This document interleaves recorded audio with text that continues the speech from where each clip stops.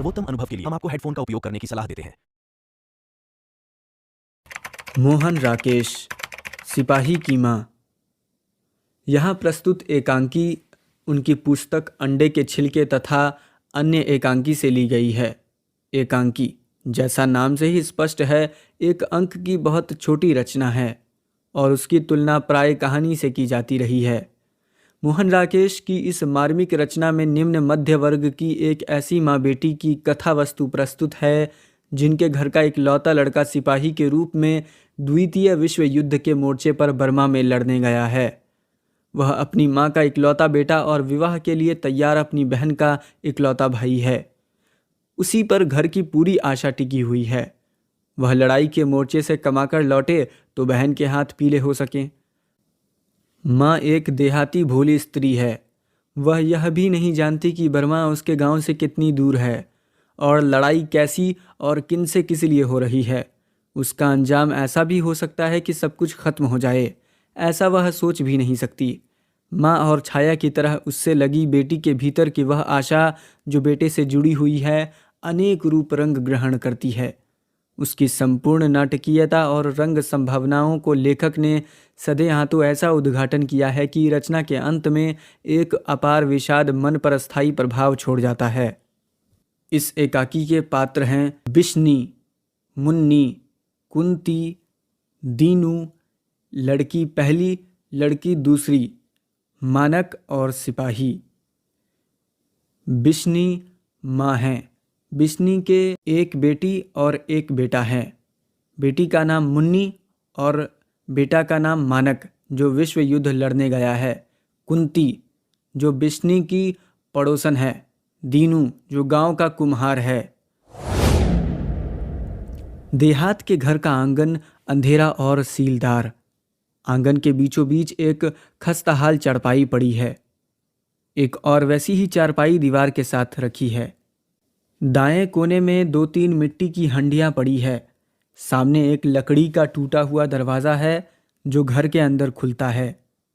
दरवाजे पर एक अंगोछा और चारपाई पर एक फटी हुई धोती सूख रही है। बाईं ओर बाहर जाने का रास्ता है जिसमें किवाड़ नहीं है। पर्दा उठने पर बिस्नी चारपाई के पास मूढ़े पर बैठी चरखे पर सूत कातती दिखाई देती है। उसके चेहरे पर झुर्रियाँ पड़ी है और बाल सब सफ़ेद हो चुके हैं। मुन्नी, उसकी 14 बरस की लड़की, बाहर की चौखट से सटकर खड़ी है।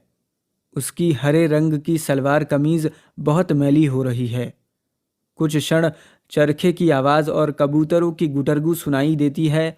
बीच बीच में बिश्नी थोड़ा खांस लेती है। फिर घोड़ागाड़ी के दूर से आने और रुकने का शब्द सुनाई देता है। तभी मुन्नी पीछे की ओर मुड़कर उत्तेजित स्वर से कहती है, डाक वाली गाड़ी आ गई माँ, मैं अभी चिट्ठी पूछ कर आती हूँ। मुन्नी बाहर चली जाती है। बिश्नी आंखें मूंदकर हाथ जोड़ लेती है। कबूतरों की गुटरगू का स्वर पहले तेज होकर फिर मंद हो जाता है। बिश्नी आंखें खोलकर दरवाजे की ओर देखती है। मुन्नी निराश और थकी सी लौट कर आती है। फिर बिश्नी पूछती है, क्यों री, डाक वाली गाड़ी ही थी ना? मुन्नी कहती है, हाँ, डाक वाली गाड़ी ही थी। घोड़ागाड़ी के चलने और क्रमश दूर होने का शब्द सुनाई देता है। मुन्नी बिश्नी के मूढ़े के पास फर्श पर बैठ जाती है। बिश्नी के चेहरे की रेखाएं गाढ़ी हो जाती हैं। फिर बिश्नी ठंडी सांस लेकर कहती है, आज भी चिट्ठी नहीं आई, जाने भाग में क्या लिखा है।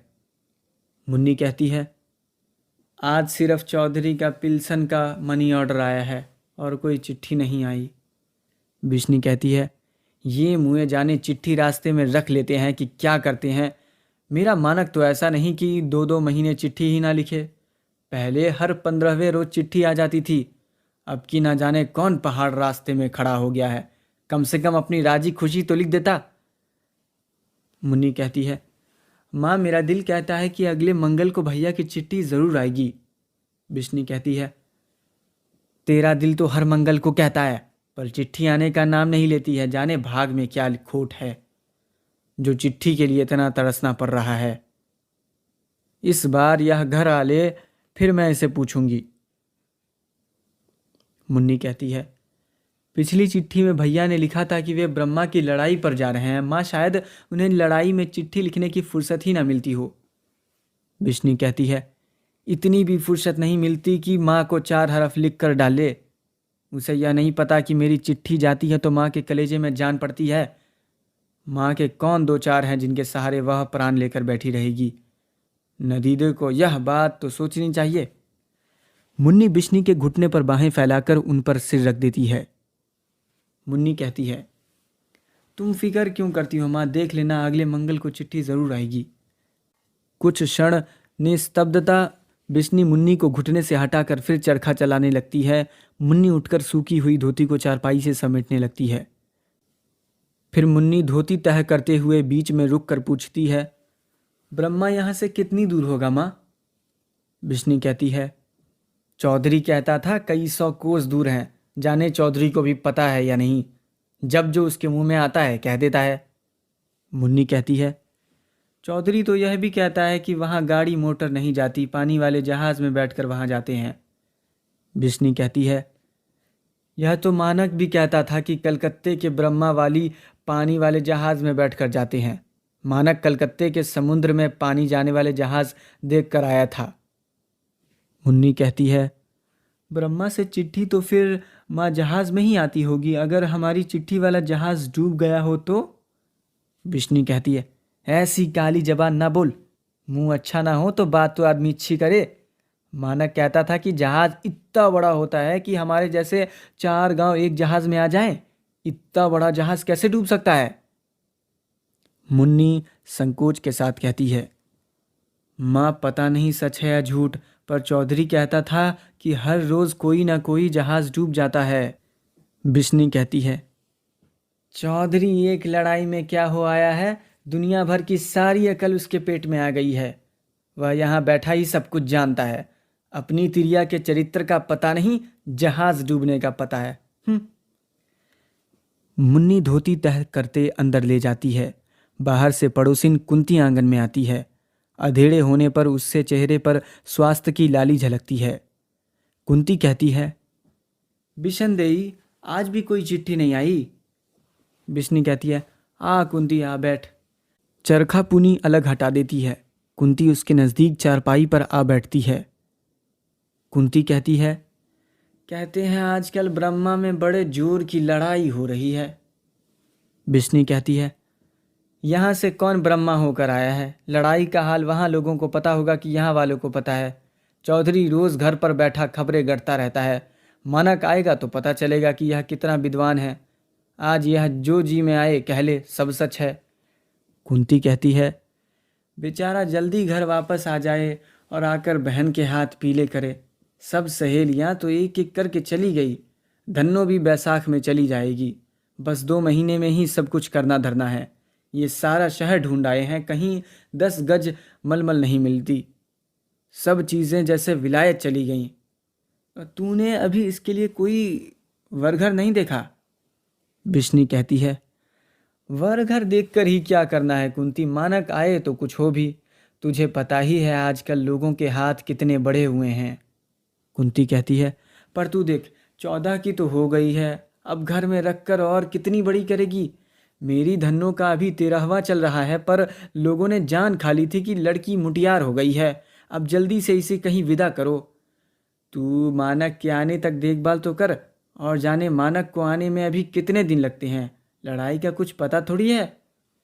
बिश्नी कहती है, नहीं, वह 4-6 महीने में ज़रूर आएगा। वह कह के गया था कि जल्दी से जल्दी छुट्टी लेकर मिलने के लिए आएगा। उसे गए भी 7 महीने हो गए हैं। कुंती कहती है, हाँ शायद 4-6 महीने में आ जाए। बिशनदेई, लड़ाई का मुंह शेर का मुंह है। शेर का मुंह किसने सूंघ कर देखा है? लड़की तो देखते देखते तार हुई जा रही है। तू कहे तो मैं कहीं खोज खबर करती हूँ। मानक जाने साल में आता है कि 6 महीने में आता है कि। दीनू कुम्हार हड्डियों का चलता फिरता ढांचा सा बाहर से हाँफता हुआ आता है। उसके सिर के और दाढ़ी के बाल आधे पक चुके हैं, हाथ मिट्टी में सने हैं। दीनू कहता है, मुन्नी की माँ आज तो हद हो गई। बिश्नी कहती है, किस बात की हद हो गई भाई, इतना हाँफ क्यों रहा है? दीनू कहता है, बताने की बात नहीं, तू बाहर निकल कर अपनी आंखों से देख आ। विष्णु कहती है, कुछ बताएगा भी, बात क्या है? दीनू कहता है, बात क्या है, तमाशा है, सच कहता हूं मुन्नी की माँ, बेशर्मी की हद हो गई। विष्णु कहती है, क्या फिर वह चौधरी की बेवा? दीनू कहता है, नहीं नहीं, उसकी बात नहीं है, दो जवान छोकरियां आज कहीं से आई हैं। उनका ऐसा पहरावा है कि तुमसे क्या कहूँ, रंग काला है पर बिल्कुल मीमों की तरह टिट फिट चलती है और घर घर जाकर आटा दाल मांग रही है। इतनी जिंदगी चली गई पर ऐसी बेशर्मी कभी नहीं देखी। दीनू बाहर की ओर झांक कर देखता है। मुन्नी अंदर आ जाती है। फिर दीनू कहता है मुड़कर, वे तेरे घर की तरफ ही आ रही हैं, जा जा मुन्नी को अंदर भेज दे, मैं जाकर चौधरी को खबर सुना दूं। दीनू बाहर चला जाता है। बिश्नी, कुंती और मुन्नी उत्सुक आंखों से बाहर की ओर देखती हैं। दो बर्मी लड़कियां बाहर से आती हैं। वे जांघों तक लंबे मैले फ्राक पहने हैं। दोनों के हाथों में एक एक थैला है। तभी कुंती कहती है बिश्नी के कान में फुसफुसाकर, ये लड़कियां क्रिस्टन हैं। बिश्नी उसका मतलब न समझकर प्रश्न भरी नजरों से उसकी ओर देखती है। कुंती कहती है उसी स्वर में, क्रिस्टन होती है जो मर्दों को घरों में रखती हैं और आप बाहर घूमती हैं। तभी पहली लड़की कहती है, थोड़ा दाल चावल दे दीजिए माँ जी, परमात्मा आपका भला करे। दूसरी लड़की कहती है, हम रिफ्यूजी हैं माँ जी, बहुत दूर से भूखे प्यासे आ रहे हैं। पहली लड़की कहती है, हम लोग रंगून से आ रहे हैं, हजारों लोग वहाँ से घर बार छोड़ कर चले आए हैं। हम एक घर की 10 औरतें यहाँ से 3 मील दूर एक पुरानी धर्मशाला में पड़ी हैं। हमारे 2 भाई रास्ते में मारे गए हैं। थोड़ा दाल चावल दे दीजिए माँ जी, आपकी जान की दुआ। कुंती बिश्नी के कान के पास कहती है, यह लड़कियां क्रिस्टन नहीं हैं, इनके लक्षण अच्छे नजर नहीं आते। तभी बिश्नी लड़कियों के चेहरे पर दृष्टि जमाए हुए, हायरी, तुम इस तरह भी क्यों मांग रही हो? देखने में तो तुम अच्छे घर की नजर आती हो। पहली लड़की कहती है, पहले जब घर बार था तब और बात थी माँ जी, अब घर बार उजड़ गया है तो भीख का ही आसरा है। जापानी जहाज़ों ने बम मार मार कर सारा शहर उजाड़ दिया है। रोज़ वहाँ गोलीबारी होती है। यहाँ तो आप लोग स्वर्ग में रहती हैं माँ जी। लड़ाई की वजह से हमारा मुल्क तो बिल्कुल तबाह हो गया है। फौज को छोड़कर और कोई वहाँ नहीं रहा। मुन्नी कहती है ज़रा आगे आकर, माँ यह कहती है इनके मुल्क में बहुत लड़ाई होती है, इससे पूछो ना ब्रह्मा इनके मुल्क से कितनी दूर है। दूसरी लड़की कहती है, हमारे मुल्क का नाम ही बर्मा है बहन जी, हमारा शहर रंगून बर्मा ही में है। बिश्नी और मुन्नी एक साथ कहती है, तुम लोग बर्मा से आई हो? पहली लड़की कहती है, हाँ माँ जी, हम बर्मा से ही आई हैं। वहाँ रहने वाले हजारों लाखों लोगों की जानें चली गई हैं। जिनको जिधर रास्ता मिलता है वह उधर भाग कर जान बचाने की कोशिश करता है। बहुत लोग भरे हुए घर छोड़कर चले आए हैं माँ जी। आज हम लोग आप लोगों के ही आसरे हैं। जो कुछ थोड़ा बहुत आप लोगों के घरों से मिल जाता है उसी से। बिश्नी बात काट कर कहती है, क्यों री, बर्मा में बहुत लड़ाई हो रही है? पहली लड़की कहती है, वहाँ तो दिन रात आग बरसती है माँ जी।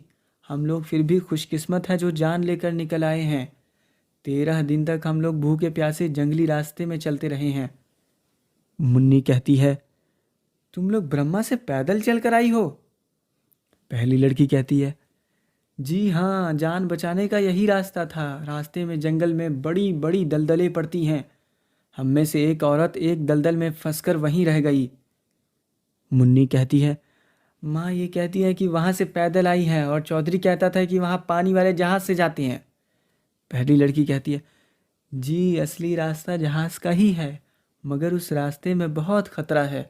जापानी लोग जहाज़ों को रास्ते में ही डुबो देते हैं और हम लोगों को जहाज़ मिलते भी नहीं। जहाज़ों पर सिर्फ फौजी लोग आते जाते हैं। बिश्नी कहती है सिहर कर, जब जहाज़ डूब जाते हैं तो फौजी लोग क्यों जहाज़ पर आते हैं? सरकार इतनी मूर्ख है कि फौजियों को डूबने के लिए भेज देती है। पहली लड़की कहती है, फौजी लोग समुद्र में जाकर लड़ते हैं माँ जी। जहाज़ों में लड़ाइयाँ होती है, उधर से जापानी जहाज़ गोले चलाते हैं और उधर से अंग्रेज़ों के जहाज़, ऊपर से हवाई जहाज़ मार करते हैं। बड़ी भयानक लड़ाई होती है। बिश्नी के चेहरे की रेखाएं गाढ़ी हो जाती हैं। वह चरखे को अपनी ओर खींचने का प्रयत्न करती है, पर उसके हाथ जैसे निशक्त हो रहे हैं। मुन्नी कहती है, तुम जिस रास्ते से आई हो उस रास्ते से फौजी भाग कर नहीं आ सकते हैं क्या? पहली लड़की कहती है, नहीं, फौजों वहाँ लड़ने के लिए हैं, वे नहीं भाग सकते। जो फौज छोड़कर भागता है उसे गोली मार दी जाती है। बिश्नी सिहर कर, हाय नहीं, फौजियों को भागने की क्या ज़रूरत है? उन्हें अपनी मियाद पर छुट्टी मिल जाती है। जिसे आना होगा वह छुट्टी लेकर आएगा, भाग कर क्यों आएगा? वे इतने अनजान थोड़ी हैं। दूसरी लड़की कहती है, आपके बच्चों की बड़ी उम्र होगी माँ जी, हमें 2 मुट्ठी चावल दे दीजिए। तभी कुंती कहती है, यहाँ हमारे खाने को चावल नहीं है और इनको चावल चाहिए। बिश्नी कहती है, मुन्नी। मुन्नी सामने आ जाती है। बिश्नी कहती है, जा अंदर से हांडिया से कटोरी भरकर चावल ले आ। मुन्नी अंदर चली जाती है। कुंती असंतोषपूर्ण दृष्टि से लड़कियों को देखती रहती हैं। कुछ क्षण खामोश रहती हैं। बिश्नी सिर झुकाए कुछ सोचती रहती हैं। फिर बिश्नी सर उठाकर पूछती है, क्यों री, ब्रह्मा से यहाँ तक कितने दिन तक पैदल का रास्ता है? पहली लड़की कहती है, दिनों का कोई हिसाब नहीं है माँ जी, पहुँच जाए तो महीना 20 दिन में पहुँच जाए और ना पहुँच पाए तो कभी ना पहुँच पाए। एक तो रास्ते में इतने घने जंगल हैं, फिर जंगली जानवर हैं, और फिर पता नहीं कहाँ दुश्मन की फौज का मोर्चा हो। जंगल के चप्पे चप्पे में लड़ाई चलती है माँ जी। हमने रास्ते में सैकड़ों सिपाहियों की गली सड़ी लाशें देखी थी। यहाँ हिंदुस्तानी सिपाहियों की लाशें पड़ी मिलती थी तो वहाँ जापानी सिपाहियों की।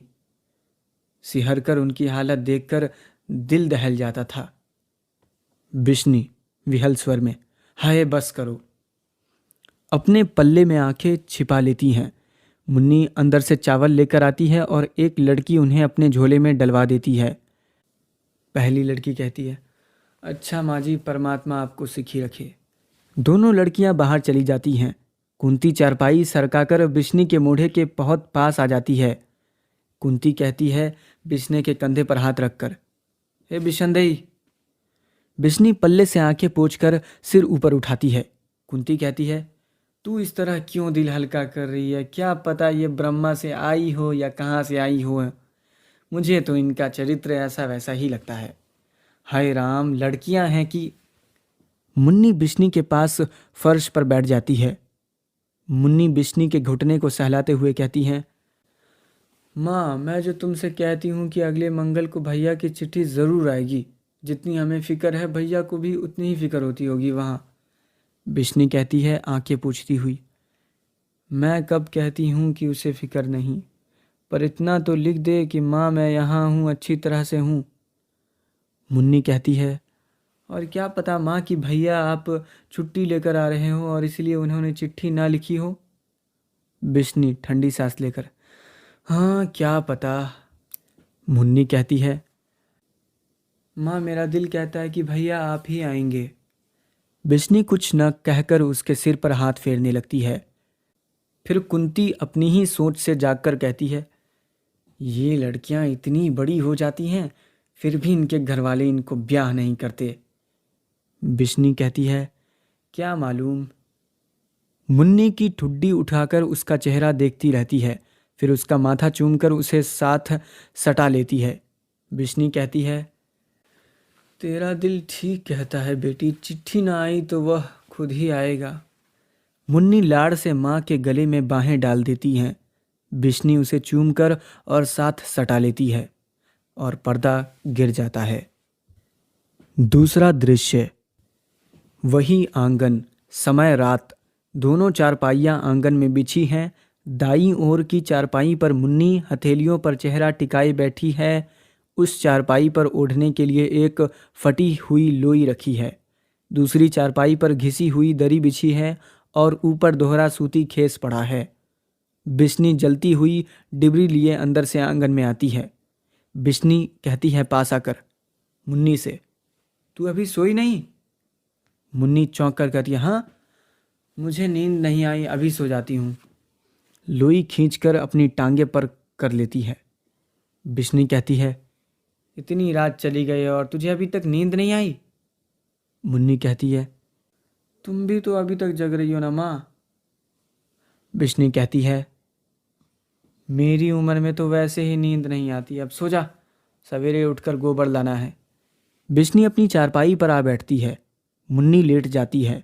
कुछ क्षण निस्तब्धा रहती है। मुन्नी करवट बदलकर कहती है, माँ पता है आज तारो ससुराल में वापस आ गई। बिश्नी कहती है अन्यमनस्क भाव से, अच्छा।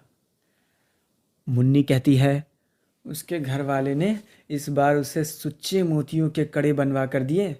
वह आज गांव में सबको दिखाती फिर रही थी। उसके कड़ों के मोती तारों की तरह चमकते हैं। बंतों के कड़े भी उसके सामने कुछ नहीं। बिश्नी कहती है, अच्छा अच्छा, तेरा भैया आएगा तो तेरे लिए उससे भी अच्छे कड़े और चूड़ियाँ लाएगा। अब सो जा, नहीं तो सवेरे तेरी नींद नहीं खुलेगी। मुन्नी अच्छी तरह लोई ओढ़कर करवट बदल देती है।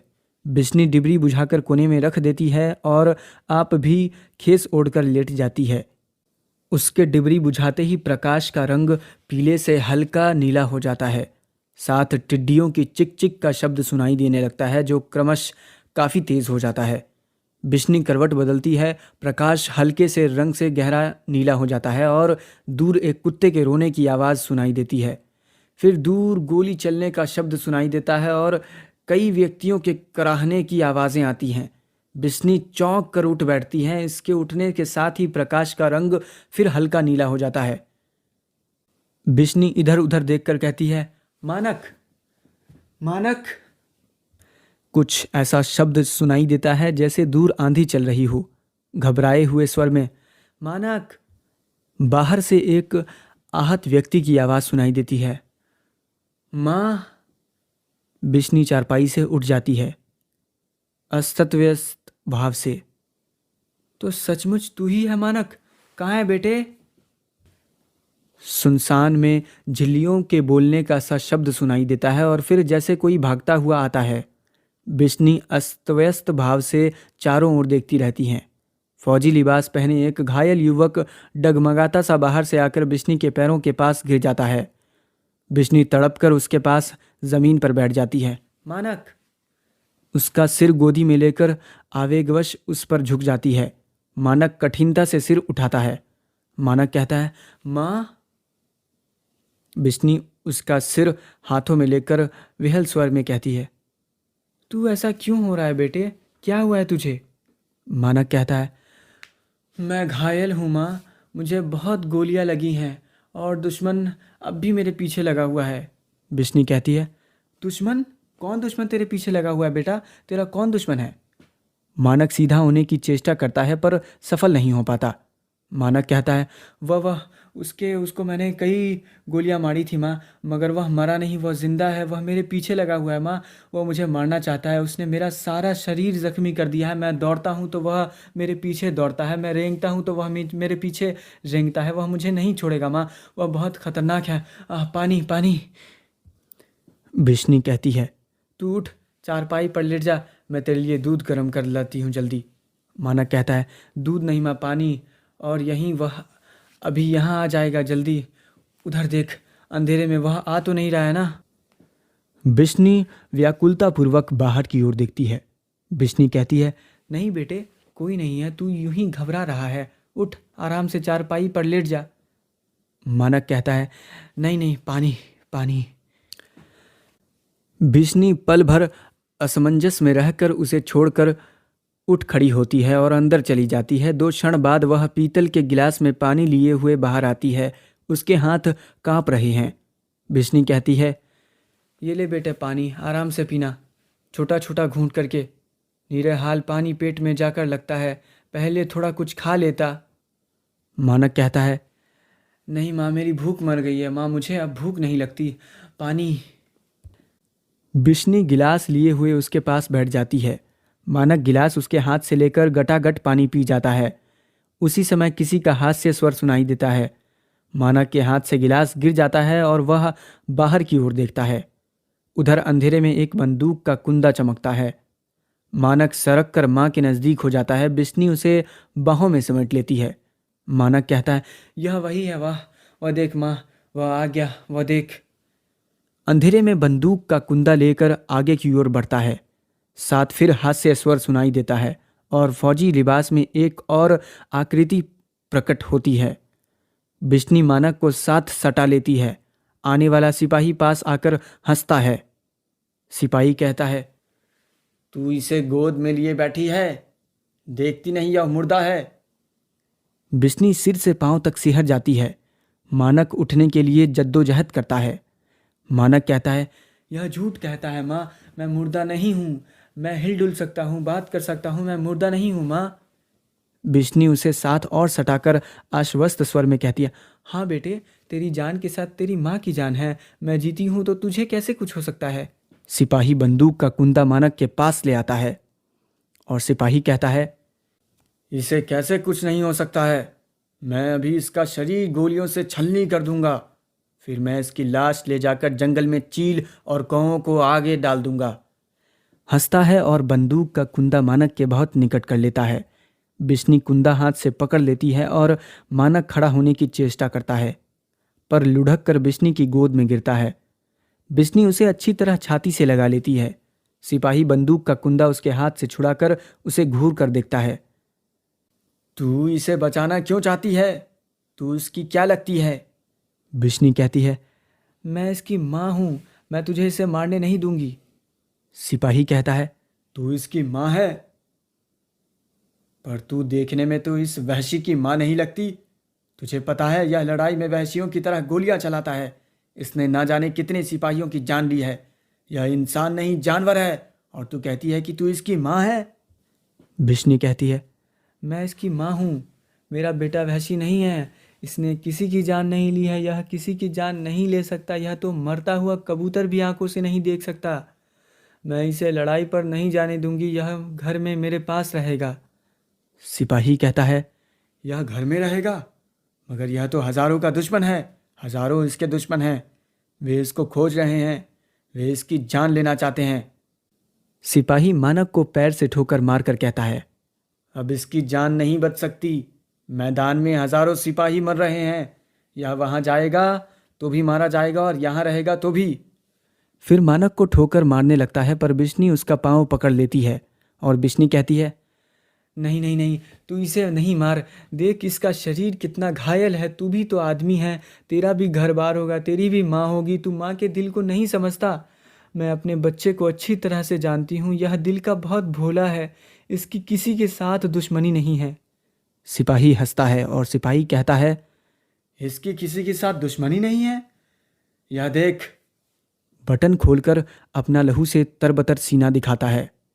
ये सब घाव इसी के दिए हैं, मैं इन घावों से कब का मर चुका होता, लेकिन मैं सिर्फ इसे मारने के लिए ही जिंदा हूँ, इसे मारे बिना मैं नहीं मरूंगा।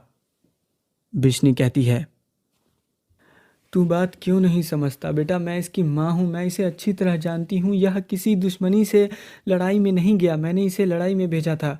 इसकी बहन अब ब्याहने जोग हो गई है, 6 महीने साल में हमें उसका ब्याह करना है, हमारे घर की हालत बहुत ख़राब है। अगर लड़की के ब्याह की चिंता ना होती तो हम लोग आधा पेट खाकर रह लेते, पर मैं कभी इसे लड़ाई पर ना भेजती। इस लड़के के सिवा घर में कोई कमाने वाला नहीं है। मैंने सोचा था कि लड़की ब्याही जाएगी तो फिर इसे लड़ाई पर नहीं जाने दूंगी, फिर मैं इसका भी ब्याह कर दूंगी और इसे अपने पास घर में रखूंगी। मुझे क्या पता था कि लड़ाई में जाकर इसकी यह हालत हो जाएगी। आज यह इस हाल में घर आया है, मैं इसे आज अपने से कैसे अलग कर सकती हूँ? इसकी जगह तू होता तो तेरी माँ तुझे अपने से अलग होने देती? तू बता। सिपाही कहता है, मेरी माँ? मेरी माँ अब पागल हो गई है, वह रोज़ मेरी मौत का इंतज़ार करती है। वह हंसकर कहती है कि थोड़े दिनों में मेरे बेटे की लाश घर आएगी। मेरी बीवी ने अभी से बेवा का स्वांग बना लिया है। उसने मुझे लिखा है कि जिस दिन वह मेरे मरने की खबर सुनेगी उस दिन गले में फांसी लगाकर मर जाएगी। उसके पेट में 6 महीने का बच्चा है, उसके साथ ही वह भी मर जाएगा। फिर से सीना खोलकर दिखाता हुआ कहता है, और तेरे लड़के ने देख मेरा क्या हाल किया, यह अभी भी मेरे खून का प्यासा है, इसकी आंखों को देख, इसकी आंखों में तुझे वहशियाना चमक दिखाई नहीं देती? बिश्नी कहती है, नहीं नहीं नहीं, इसकी आंखें ऐसी नहीं हैं। इस समय इसकी आंखें ऐसी लगती है, पर इनका असली रंग ऐसा नहीं है। सिपाही कहता है, तू इसकी आंखों का रंग नहीं पहचानती? तू इसकी माँ है, पर तू इस रंग का मतलब नहीं जानती। इसकी आंखों में दुश्मनी है। जब तक मैं सामने हूँ, इसकी आंखों का रंग नहीं बदलेगा। देख, यह कैसे आंखों में खून भरकर मुझे देख रहा है। मानक सहसा अपने को झटक कर उठ खड़ा होता है। वह सिपाही का गला दबाने के लिए उस पर झपटना चाहता है, पर सिपाही झट से बंदूक का कुंदा फिर तान देता है। बिश्नी जल्दी से बंदूक के कुंदे के आगे आ जाती है और बिश्नी कहती है, नहीं नहीं नहीं, तू इसे नहीं मारेगा। तुझे तेरी माँ की सौगंध, तू इसे नहीं मारेगा।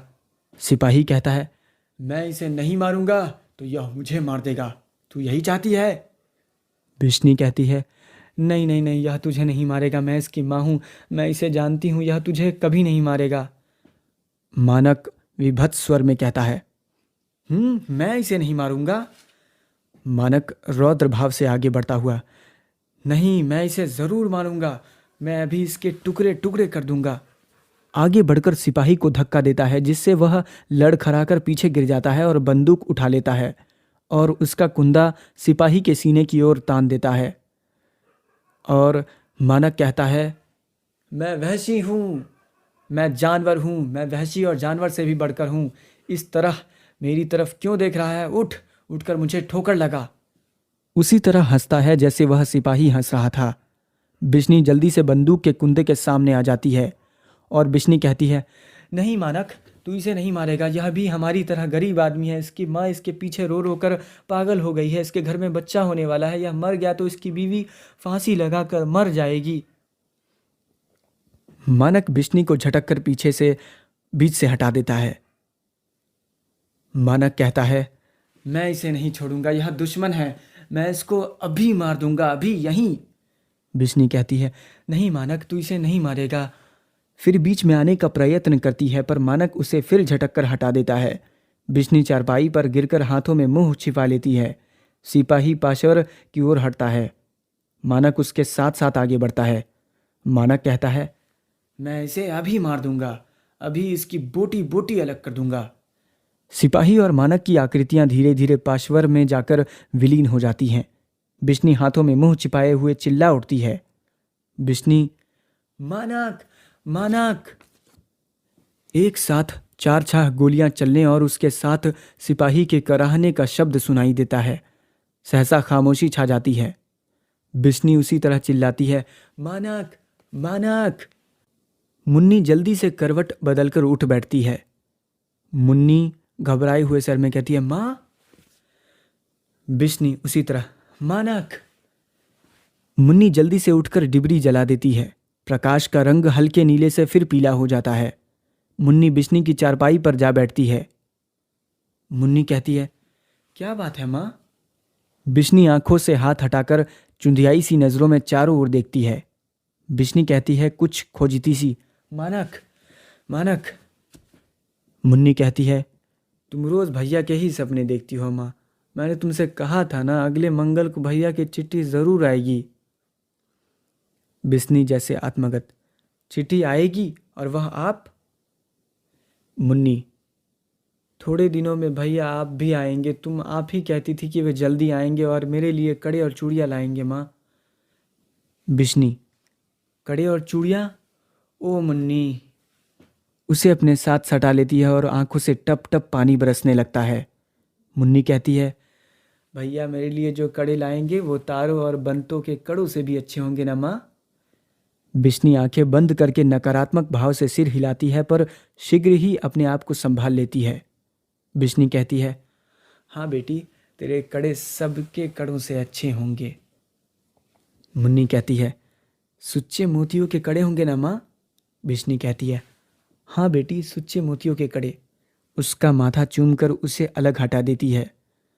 बिश्नी कहती है, अब सो जा, अभी बहुत रात बाकी है।